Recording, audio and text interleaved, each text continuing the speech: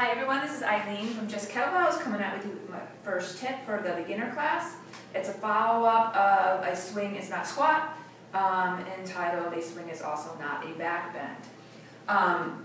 So as many of you know and may have heard when you're taking kettlebell or learning kettlebell for the first time, a swing is not a squat. That a swing uses a movement called a hip hinge.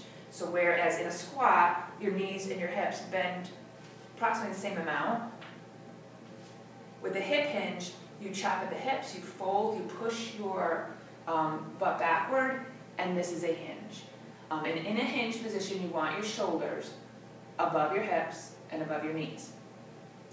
When you go to hike a kettlebell for your first swing, the kettlebell is about a foot in front of you. And what I generally see a lot of people do, they know they're not supposed to squat, and the only way we really learn to pick up things is to squat. You always hear people say bend your knees when you lift up. But the other thing that we're generally trying to prevent is this forward bend. And when you see people pick up things, you're always like, bend your knees. Well, bend your knees is a squat. So how do you set up for a swing and not make it a back bend and also not make it a squat?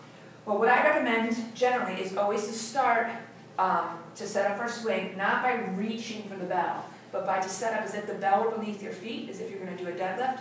And so when you hinge, your arms extend downward, and then just swing them out. And wherever they extend to, that's where your bell should be. So your bell shouldn't be here where I have to reach forward, driving my shoulders below my hips. The bell should be here. If I can grab the bell in this position and keep my shoulders above my hips and above my knees, I'm in good space. What happens with a lot of people is, especially when they first start kettlebell, is they don't have the flexibility either in their hamstrings or their hip flexors or their lower back in order to come down to this position and reach the bell. They may be here, and then inevitably what do? They reach for the bell, which then just still puts them in a bad position. So for those people, in order to not load your lower back when you're swinging, which is what causes back injury, which so many people who do kettlebell are afraid of, the easy solution is to bring the bell to meet you. So you need to work with the kettlebell to meet your flexibilities at the time that you're starting kettlebell.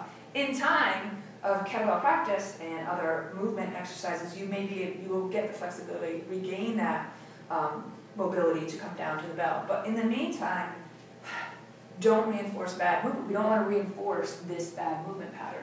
What we want to do is meet where we are. So we would, from this position, hinge down, reach your hands out. Now the bell is in a position where my shoulders are above my hips, above my knees.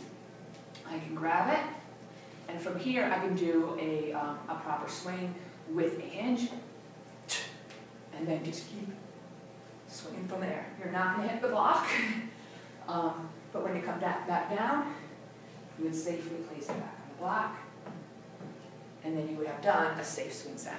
That's my tip for today.